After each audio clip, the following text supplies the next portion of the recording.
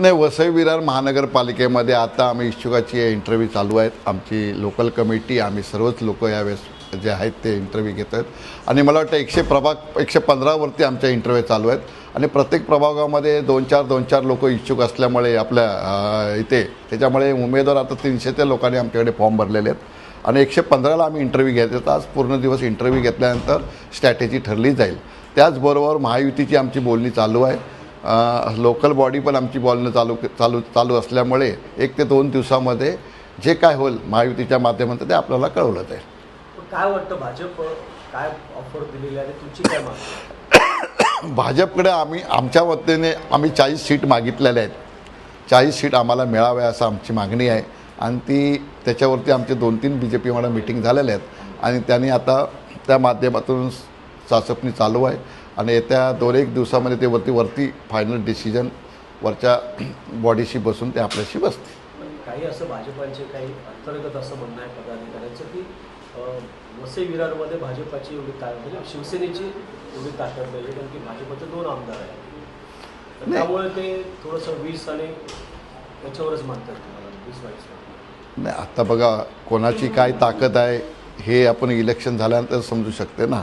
पण आज आपण बोलणं बरोबर नाही. पण आम्हाला फक्त ह्या वसई महानगरपालिकेत महायुतीचा झेंडा फडकवायचा असल्यामुळे आपल्याला युती करणं, सन्माननीय महाराष्ट्राचे मुख्यमंत्री देवेंद्र फडणवीस साहेब आणि आमचे नेते, मुख्य नेते उपमुख्यमंत्री एकनाथ शिंदे साहेब यांच्या आदेशाप्रमाणे आम्ही महायुतीच्या माध्यमातून पुढे चाललो आहे.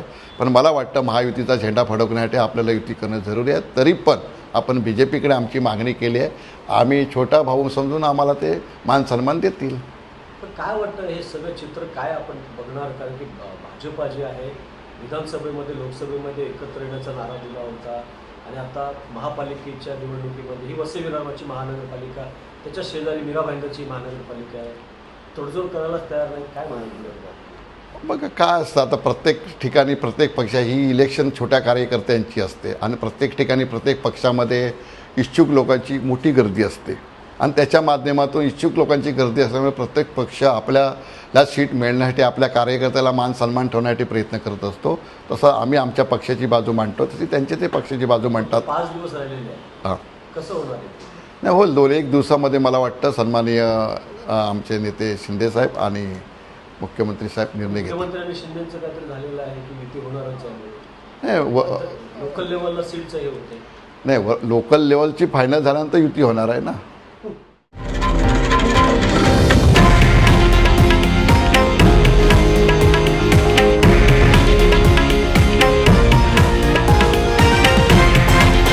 हे आहे देशातील नंबर 1 न्यूज नेटवर्क आणि आपण पाहत आहात TV9 मराठी, एकमेव.